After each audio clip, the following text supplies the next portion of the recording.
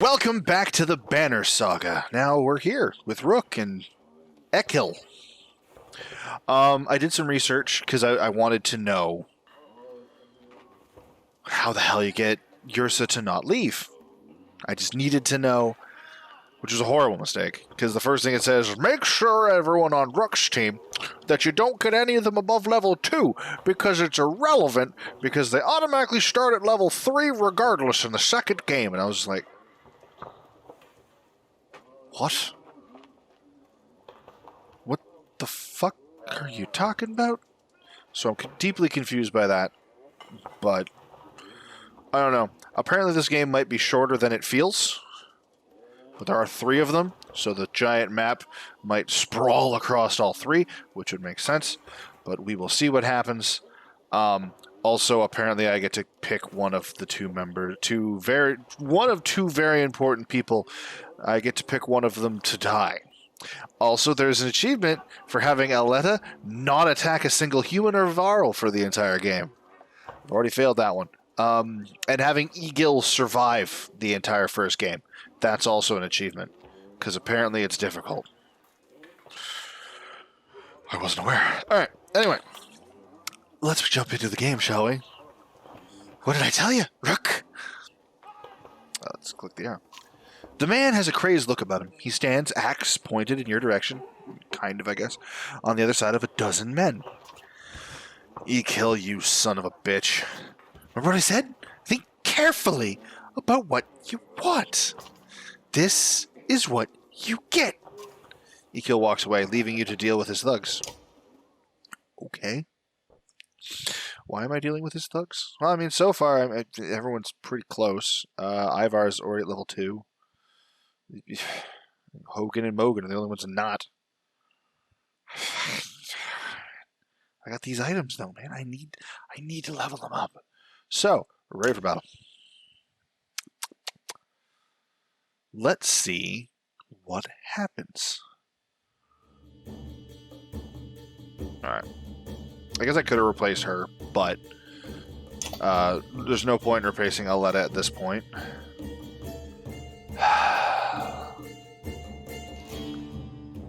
I think I'm going to have Egil come deal with her. Hogan, Mogan, Rook. Yeah. Yeah, so bleh. And all of these 4 are going up to these guys. Yeah. Alright, well, step 1. I didn't realize Egil was going first. It just kind of worked out that way. Let's get this party started. Excellent work. Oh dear, that's a problem. Alright. Egil, your friend, very important friend, is in danger. This sumbitch stabbed her. We need to do something about that. Hey, that is... Stupid armor. Come on. Yep, we're gonna go to here. Because apparently... Seriously?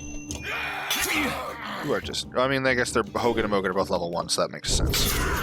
Rasher veteran. Hey, none of that is necessary. We're going to move you further out. I guess destroy him. That's not who you were aiming. Sure.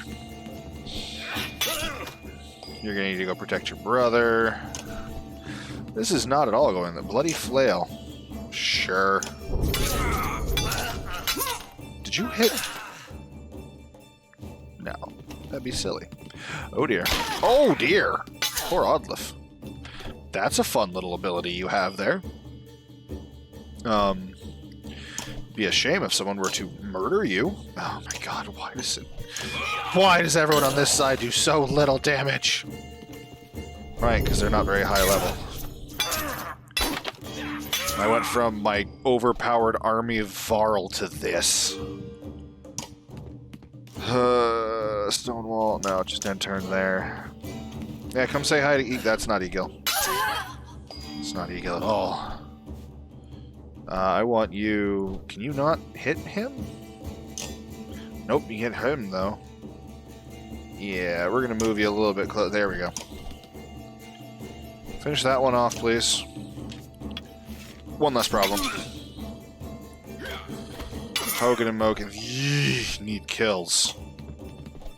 Badly. Oh my god damn you. Fuck you. Oh dear. Oh dear. Oh dear. Hogan and Mogan are having a bad time. I'm just gonna throw that out there. No more armor. Hey. Oh, well. There's one of them. You just throw an axe at him or something? Ah, good. Fire an arrow and it'll cut his life in half. Cut his life into pieces. Well, shit. Alright, Eagle. Let's show him how it's done. You guys aren't dealing any more damage. I have decided. Told you. One down. Pillage time. You're gonna hit her again, aren't you? Yep. Gonna come over here. Pump an arrow into your butthole. Doesn't kill you? Don't worry. We'll pump another arrow into your butthole. And then you'll die. I do really enjoy how he just slams the axe into the ground before he fires the arrow. That's useful. Alright. That could have gone better. Rook's ready for promotion. Aliet's ready for promotion. Fun.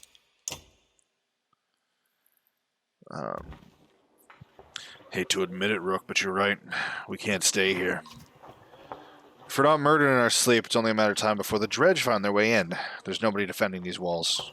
You spot Aliet looking at one of the thugs. She cocks her head to the side. Dad? I think he's still alive. Ivar lifts him to his feet by his tunic. He groans from the pain. Why did Ekil try to kill us? He's a damned lunatic. Figure that. Figure that yet? Why would Frostveller's chieftain put a madman in charge of his guards? Is that what he told you? He never put Ekil in charge. As soon as the gates were shut, Ekil walked in the Great Hall and sliced up to open the chieftain like a narwhal. Saw it myself. Ekil wasn't captain. Look at him. He's playing us. Can't say I'm too surprised. This whole place is a death trap. Where can we go? By now, the dredge have already flooded the south, I'm sure. Wormtoe's the only thing that makes sense. Across the wastes. I might know someone there who can help us. And the dredge probably won't follow us out over the wastes. They didn't in the Great Wars. Because it's a death sentence? Food's already running low. I know where Ekil keeps his supplies. I'll tell you. If you take me with you. How do you know where the supplies are? Oh, Ekil would have us bring scraps to the refugees. Why would he do that? If the dredge found live bodies, he thought they'd leave the city alone. That's the worst thing. Get the supplies and there are plenty of fighters who are desperate to get out of here. That might solve a few problems.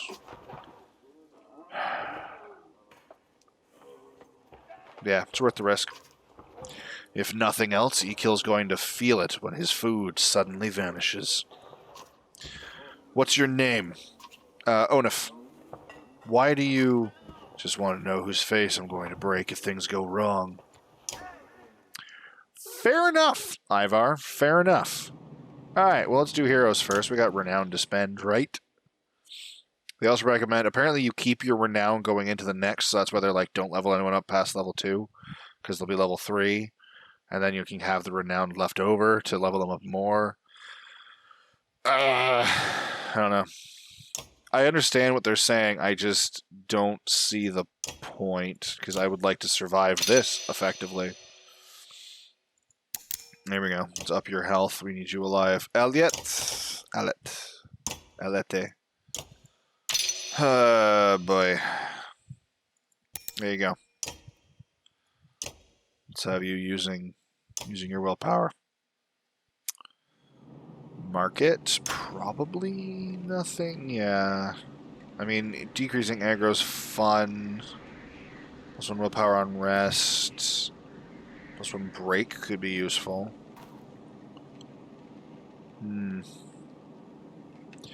I wish I could sell the ones that require level 4 or 5. But I don't think I can. As you equip, click on item to see what benefits it confers. There's no sell option. Fair enough. Fair enough. Alright. Set the supplies. Olaf leads you to an inconspicuous building. This is them, he says to the handful of guards inside, who lower their weapons. In a concealed basement, you find an enormous store of food and sundries. Grab what you can.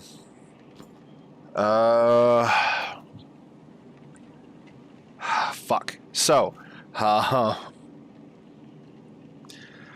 I saw what this decision does. To an extent. So take what you can get and get out. Actually, not entirely. I don't know fully what happens between 2 and 3, but I do know if you take multiple trips to take everything, you get everything. You get a equipment, and you're guaranteed that Eagle is going to die. Which is unfortunate, because apparently the item you get is really good for helping turn Eagle into a tank. And I want Eagle alive. So I'm going to make a cheaty decision and take what you can get and get out. The entire store of goods would take a long time to gather. You have each person in the caravan make a pass-through and take what they can. Before too long, Onlef has led you out of the city with his trusted fighters. You're prepared to leave the city behind. Let's get the fuck out of here. Outside the walls, things are a mess. Dredge are everywhere. Fortunately, they're going around the hill on which Frostveller sits, heading south and showing little interest in following as you cross into the wastes. You're finally free of Frostveller, but find yourself facing new problems. You hope that whoever Ivar knows in Wormtoe is willing to help. Why did Mogan and or Hogan just appear at the bottom there at the end? More importantly, I made a promise at the end of the last stream. Last filming session. I almost forgot. So, how do I do it like that? So, we went to Grofheim, and Ridgehorn. So we went up through this pass, through Schlid, up to Two Spears? Yeah, I think we were at Two Spears when the cutscene happened. Like, that's where we ended off. So the things to read are Schlid, the Hanged Man, we already read, the Long Reach, where even the Varls stopped to build their fort and move on. The mountain continued northward, though the name speaks as much to the length of the mountains as the depth, crawling as they originally were with dredge. Schlid, one of the forts built by the Varl and the relentless push to hold back the dredge. While the role would eventually be replaced by Stonehorn to the north, Schlid stood for a long time as one of the few strongholds keeping the dredge at bay. That's why Stonehorn's up here. Construction of Stonehorn was difficult in the frozen ice near Silverstone, and not particularly useful either, as most dredge who found their way to Schlid or Fastir came from the Varl's March itself with a long reach. Still, the Varl king Skrymir ordered it built, and though it sits lower than any other horn, it too, it took twice as much stone to remain standing. Alright, the mountains. The Varl's March. The Varl's March, cradle of Grofheim, is named such for the belief that each Varl of worth buried in Kingsborough becomes the bones of the mountain, eventually forming a new peak along the range. The size of each peak, it was said, would vary depending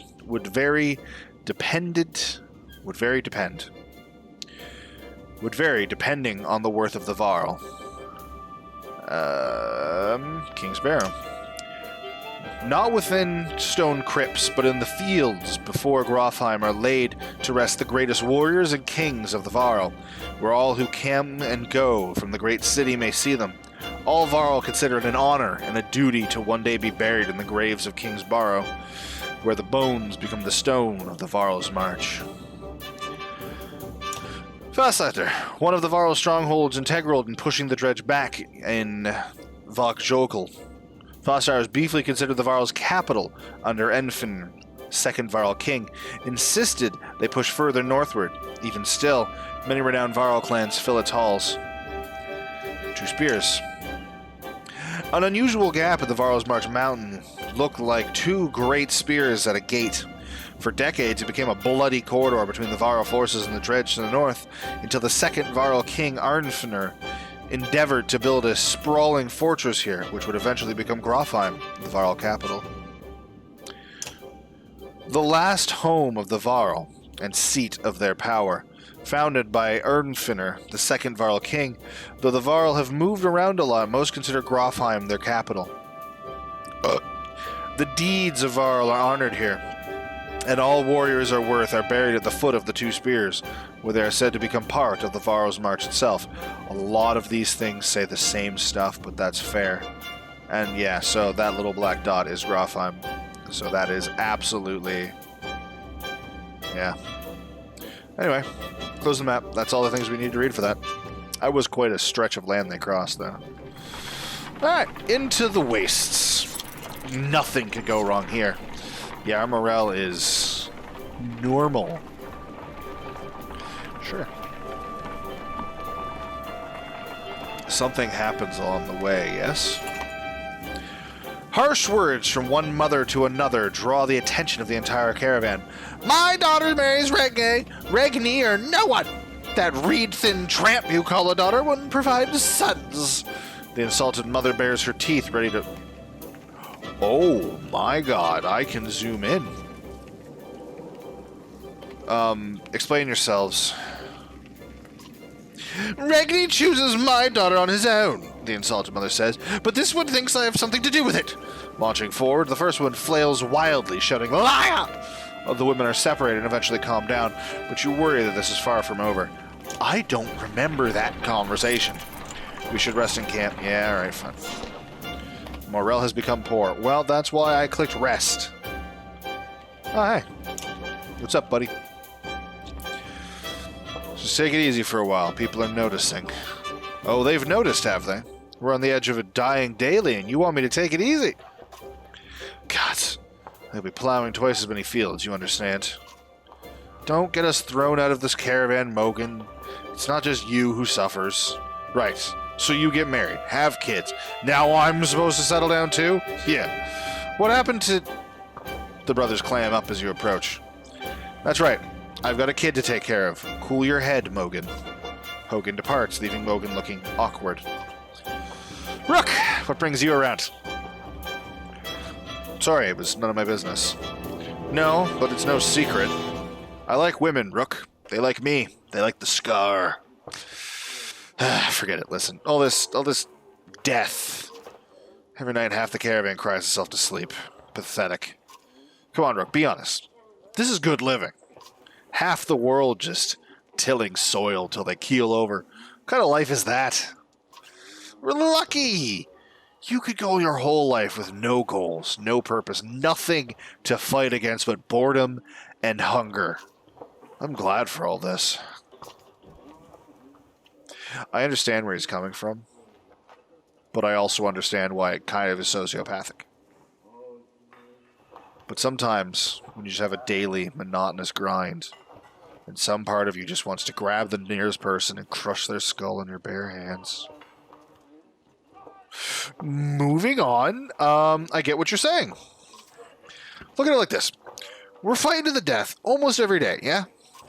You can curl up in a little ball of fear. You can go high in the woods eating nuts, appreciating leaves or some nonsense.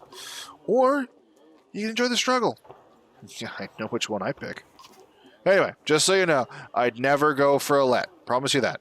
Or Odlef. Those are all yours. Appreciated, Mogan. You depart, unsure whether your opinion of Mogan changed for the better or the worse. Yep. I don't have anything else in here, right? There would have been a battle if I had decided to stick around to take everything. I'm pretty sure. I'm also pretty sure someone's supposed to catch up to us at some point. On if you're going to replace Rook for now. So we don't need that many archers. And you, like Hogan and Mogan, need levels. So, rest. Let's raise morale. We're back to normal. Let's try and improve it a bit more. One more. Okay. I wish I didn't do that, but I'd prefer morale to be good, especially since we're going into hell. The caravan is buzzing with worry. In the distance, someone has spotted a large number of dark figures following you. Ah! The dredge! Cries one woman. But something about it tells you they don't quite look like dredge. There's also a bunch of circle birds off to the left. Gods be damned, chokes Onuf, standing on one of the carts to get a better look. Worse than dread, that's E-kill. The news spreads throughout the clansmen like wildfire. E-kill? Why would he... Unless he's after you, Onuf. He's insane!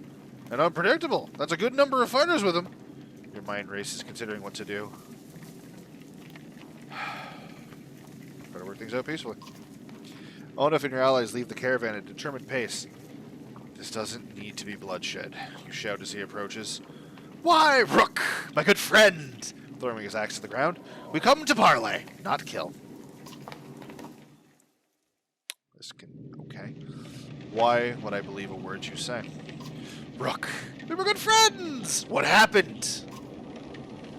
You tried to kill us. Just go back to Frostfell and leave us alone. Ah, Rook. It's your pretty girl. I'm glad nothing happened to her. With the dredge, I mean. My friends, how can I forget everything you've done for me? Broke into my city, took my warriors, took my food, took one of my best men. How are you, Onif? Do they treat you well? Shove it up your ass, E-kill. You come here to kill me, let's get it over with. Nothing like that. You must think you know me, or people like me. What did Onif tell you? That I'm crazy? I haven't survived because I'm crazy. I did what had to be done to make it in Frostfeller. The only mistake I made was you. What kind of man are you, Rook? You look like an average man to me. A man worried about his daughter, maybe just making his way. But look behind you. How many people is that? They follow you? Fight for you? Why? What kind of man are you? The kind that does what needs to be done. Then we have something in common! But unlike me, they'll gladly follow you. Who do these people think you are? You saved them. You're a hero. Maybe that's more important than you really are. What's your point, E-kill? I'm your prisoner, Rook. Bind my hands. Frostfeller is done. I can't survive there, thanks to you, my good friends. You may not have cut my throat, but you sentenced us to death. I don't believe that's who you are. Is this some kind of apology? You can't trust me. I know that. Take me and my men as prisoners, if that's what it takes. E-kill looks down at the ground, and the words come slowly to him. I'm not above begging.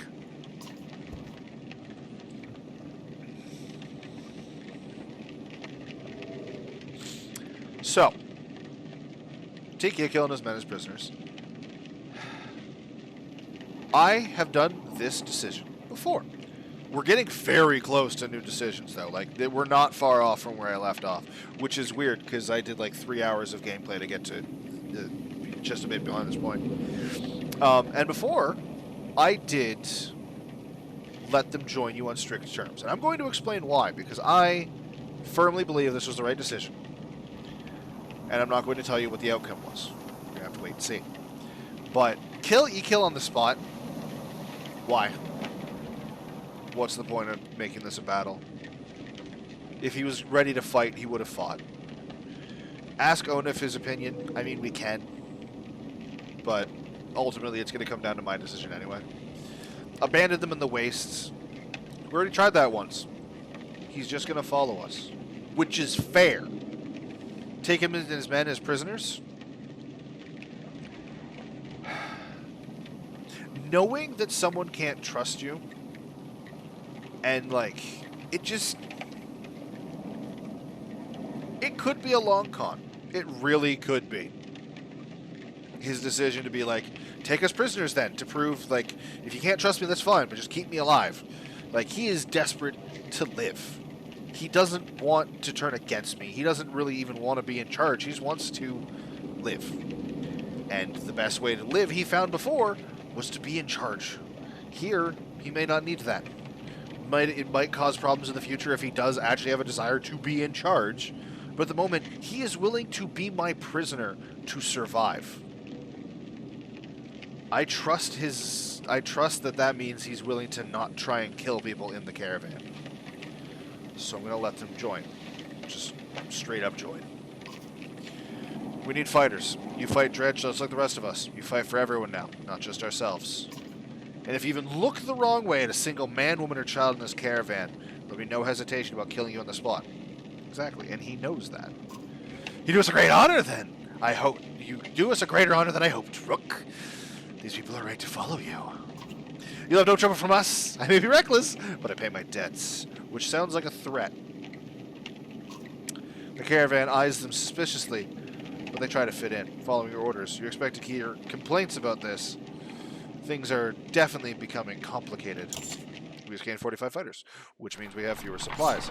But E-Kill is actually a usable character now, like in combat. And he's going to be added to the team because he's level fucking 1. Don't decline. Oh, here we go. Another Godstone. More people.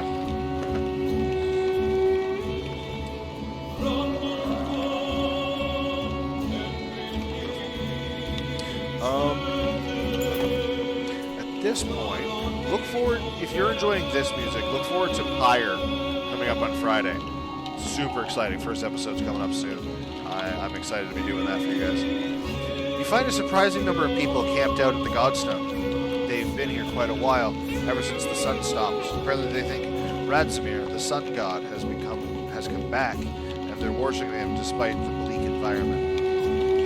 They welcome the caravan, mingling and swapping stories with the others while you rest. They have almost nothing of value to trade, but their leader approaches and offers to let you join in their tribute. What this tribute involves. Gulfrir, one says, showing you a golden liquid in a silver bowl. He places some on his chest, which almost sounds like it's sizzling, and explains through clenched teeth it's a gift from the sun god, an oil that burns like the sun and lets them see things clearly. See if anyone in the caravan is interested. Not surprisingly, you find no takers. You wonder how devoted you have to be to go in for it yourself. Inspect the Godstone before departing. Nobody could really agree on what Radomir looked like, as fond as he was of his own isolation. He never directly contacted humanity. Most think he was a serpent that lived in the sun, and it's not uncommon to hear speak of seeing the tail of a great creature slipping through the thin clouds on a sunny day. Sunbeams make sense. Radomir was always one of the lucky gods, the kind of people thanked for good weather, healthy livestock, and good harvest. Despite all that, the biggest mystery has always been how his Godstone came to be found at the bottom of a dried-out lake. After some rest, you continue on. The sun god worshippers are keen to stay, so you pack your things and return to the road. Yeah, there's your achievement. You got to the Godstone.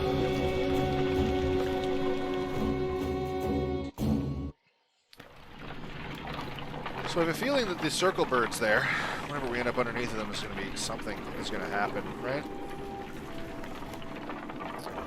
I have 12 days of supplies. I don't know. Morale has declined. Several people have noticed black vultures circling above the caravan. Taking advantage of the light snowfall, they pose no threat. They have a visible impact on the mood of your clansmen. Next time you look back, Oddliff is firing arrows into the air, which nearly tagged the birds once or twice. Get lost. No dead down here, she shouts to nobody in particular. I'll just join her. First person to knock one out of the sky gets their wish granted, you announce. Several of the caravan give it a try, including Alette. Enjoying the sport, turning around morale. It's no big surprise when one of the Oddliff's blue-feathered arrows brings down a bird. You know, scanning the caravan, a lot of these women, they could do this. You can tell from the look in her eyes she's excited about the idea. I think I'm going to start training them how to fight. Yes. Please God, do. Like, why would I not? Try to keep her expectations in check? That's kind of sexist. Tell her you think it's a bad idea? Why? Why in God's name would it be a bad idea to have more fighters? Like, no, do it. Do it up. You can always use more fighters. And if LLED is any proof, you know how to train someone with a bow. Exactly. Oddlift gives you a smile. She heads off to some of the women in the caravan, showing them the vulture she shot down. What, morale doesn't improve from the game that I played? It was fun. Everyone had fun. Apparently we didn't have enough fun. Oh, next stop, we're probably going to end the episode. Morale climbing here. Well, we're still at normal. I think one more and it goes to poor. Alright, so we're not going to read that. That is the end of this episode of Banner Saga. Look forward to next week when we continue on. I'm pretty sure I didn't get to the next location in my personal time.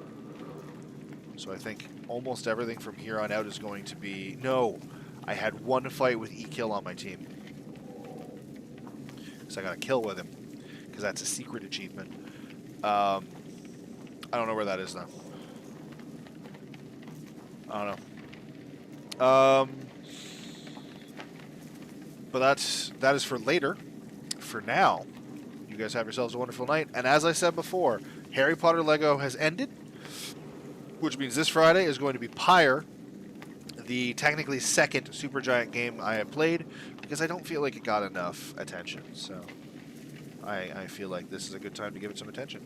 Even if I don't have many followers, I at least get to showcase it to them. And yeah, I hope you enjoy. I hope you're enjoying this one too. The reason I'm talking about it here is because they have very similar themes. They have beautiful music and they have beautiful art. So if you're enjoying this game, you're probably going to enjoy Pyre as well. But that's just my opinion. And for now, you guys have yourselves a wonderful night.